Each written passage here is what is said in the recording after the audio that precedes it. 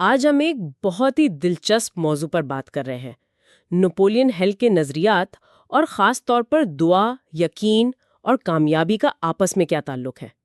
ہمارے پاس جو مواد ہے نا، وہ یہ بتاتا ہے کہ دعا صرف آپ کہہ لیں مانگنا نہیں ہے، یہ کائنات کی طاقتوں کو اپنے لیے استعمال کرنے کا ایک باقاعدہ طریقہ ہو سکتی ہے۔ تو آج کی اس گفتگو کا مقصد یہی سمجھنا ہے کہ ہل کے مطابق دعا کو صرف ایک امید سے بڑھ کر ایک عملی حکمت عملی کیسے بنایا جائے، خاص طور پر دولت اور کامیابی کے لیے۔ بلکہ ہل کا تو پہلا نقطہ ہی کافی چونکا دینے والا ہے۔ وہ کہتے ہیں بیکاریوں کی طرح مانگنا کمزوری ہے اور یہ اکثر ناکامی لاتا ہے۔ جی بالکل، یہ ہل کے فلسفے کا ایک اہم ستون ہے۔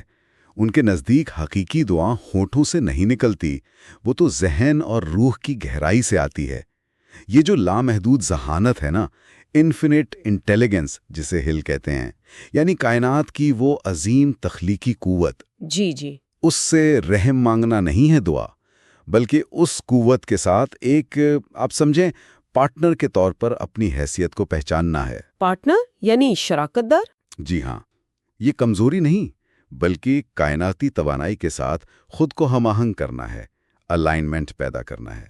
واہ، یہ تو بہت ہی طاقتور خیال ہے کہ دعا مانگنا نہیں اعلان کرنا ہے۔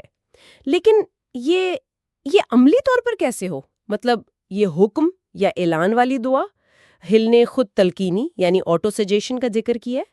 جی ہاں بالکل، ہل دعا کو ایک طرح سے روحانی خود تلقینی ہی سمجھتے ہیں۔ اچھا، اس کا مطلب ہے کہ جو آپ کا واضح مقصد ہے نا، ڈیفینٹ چیف ایم جسے وہ کہتے ہیں، اسے پورے یقین اور جذبے کے ساتھ بار بار ذہن میں دہراتے رہنا۔ جی، یہاں تک کہ آپ کا لاشعور، سب کانشس مائنڈ اسے ایک حقیقت مان لے۔ ہل کہتے ہیں کہ لاشعور ہی وہ جگہ ہے، وہ مقدس مقام ہے جہاں یقین کے بیج بوئے جاتے ہیں، اور جب کوئی خیال مستقل بار بار اور جذبے کے ساتھ وہاں پیش کیا جائے تو وہ لاشعور کے لیے ایک حکم بن جاتا ہے، اور پھر وہ حقیقت بن جاتا ہے۔ جی، جو پھر آپ کی بیرونی حقیقت کو تشکیل دیتا ہے۔ لیکن کیا صرف الفاظ دہرانا کافی ہے؟ مجھے لگتا ہے ہل نے جلتی ہوئی خواہش، برننگ ڈیزائر کی بھی بات کی ہے۔ اس کی کیا اہمیت ہے؟ بہت زیادہ اہمیت ہے۔ خواہش ہی تو وہ آگ ہے، وہ چنگاری ہے جو دعا اور خود تلقینی کو اصل توانائی دیتی ہے۔ اگر خواہش میں وہ شدت نہ ہو، بس ایک ہلکی سی تمنا ہو، تو الفاظ بے جان ہیں۔ صحیح۔ ہل نے ایڈون سی بارنس کی مثال دی ہے، یاد ہے؟ ہاں، جس کی تھامس ایڈیسن کا بزنس پارٹنر بننے کی خواہش اتنی شدید تھی۔ ہاں، اس نے تو جیسے اپنے سارے پل جلا دیے تھے۔ بالکل، اس کے پاس کوئی دوسرا آپشن تھا ہی نہیں۔ وہ معمولی چاہت نہیں تھی، وہ ایک جنون تھا، ایک پختہ ارادہ۔ اسی نے اسے کامیابی دلوائی۔ ہل کے مطابق کمزور خواہش والی دعا منزل تک نہیں پہنچتی۔ تو شدید خواہش ہو گئی، اس کے ساتھ پھر یقین یعنی فیتھ کا کیا کردار ہے؟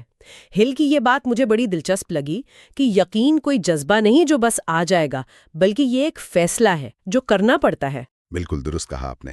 اگر خواہش انجن ہے نا، تو یقین وہ ایندھن ہے جو اسے چلاتا ہے۔ اور ہیل یہ واضح کرتے ہیں کہ یقین اور خوف یہ دونوں ایک ہی ذہن میں ایک ساتھ نہیں لے سکتے۔ آپ کو شعوری طور پر انتخاب کرنا پڑتا ہے، یعنی ایک کو نکالنا پڑتا ہے۔ جی، یقین کو چننا پڑتا ہے، خوف کو باہر کرنا پڑتا ہے۔ یہ ایک ذہنی ڈسپلن ہے جسے بار بار کرنے سے مضبوط کیا جاتا ہے۔ دعا کرتے وقت بھی آپ کے لہجے میں، آپ کی سوچ میں وہ قطعیت ہونی چاہیے، چاہے حالات بظاہر کتنے ہی مخالف کیوں نہ ہوں۔ یہ فیصلہ کہ میرا مقصد حاصل ہو کر رہے گا، یہی ہے یقین کی بنیاد۔ اچھا، تو خواہش اور یقین کے علاوہ ہل نے دعا میں وضاحت یعنی کلیئرٹی اور ایک ساخت سٹرکچر پر بھی بہت زور دیا ہے۔ وہ جو مبہم دعائیں ہوتی ہیں جیسے بس مجھے کامیاب بنا دے، ان کے بارے میں کیا خیال تھا ان کا؟ ہل کا کہنا تھا کہ کائنات یا لامحدود ذہانت وہ دھن سے، غیر واضح خیال سے کچھ تعمیر نہیں کر سکتی۔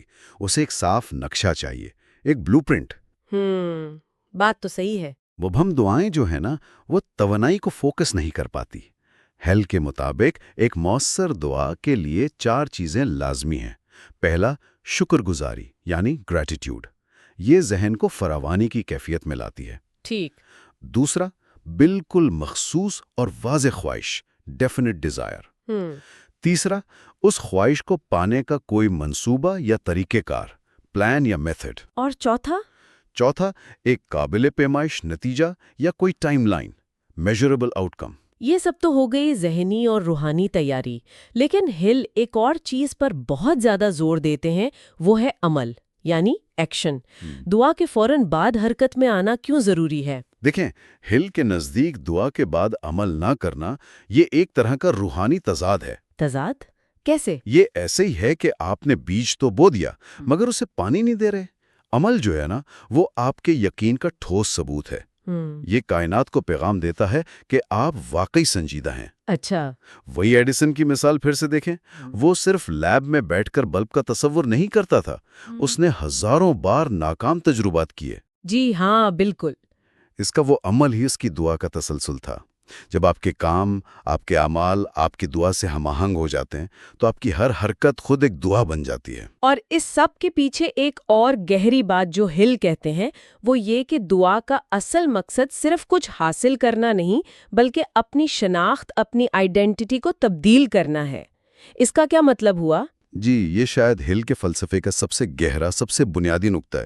اصل ہدف صرف دولت یا کامیابی پانا نہیں ہے، بلکہ اصل مقصد ہے خود کو اس شخصیت میں ڈھالنا جو اس کامیابی کو سنبھال سکے، اسے برقرار رکھ سکے۔ یعنی پہلے بننا، پھر پانا؟ بالکل، پہلے بننا، پھر پانا۔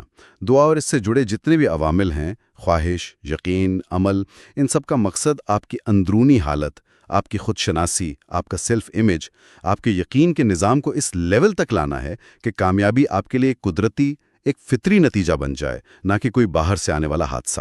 تو خلاصہ یہ ہوا کہ نیپولین ہل دعا کو ایک غیر فعال سی التجا نہیں سمجھتے، بلکہ یہ ایک فعال، منظم اور طاقتور عمل ہے جس میں یقین، شدید خواہش، ذہنی وضاحت اور پھر مسلسل عمل شامل ہیں، تاکہ ہم اپنی حقیقت خود بنا سکیں۔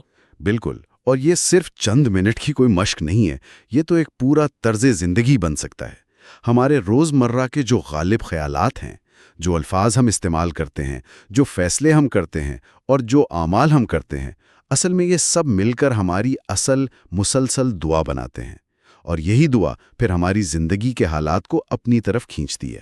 اس ساری گفتگو کے بعد ایک سوال ذہن میں آ رہا ہے جو شاید سننے والوں کے لیے بھی غور طلب ہو۔ اگر ہماری زندگی ہمارے روزمرہ کے غالب خیالات اور اعمال، یعنی ہماری اس مسلسل دعا کا ہی عکس ہے، تو ہم لاشعوری طور پر بنا جانے کس چیز کی دعا کر رہے ہیں؟ کامیابی کی یا ناکامی کی؟ یہ واقعی ایک گہرا سوال ہے، اس پر سوچنا چاہیے۔ بالکل، اور شاید ان خیالات کو سمجھنا اور ان پر عمل کرنا ہی اصل تبدیلی لا سکتا ہے۔ چلیں اس سفر میں ایک ساتھ سیکھتے رہتے ہیں۔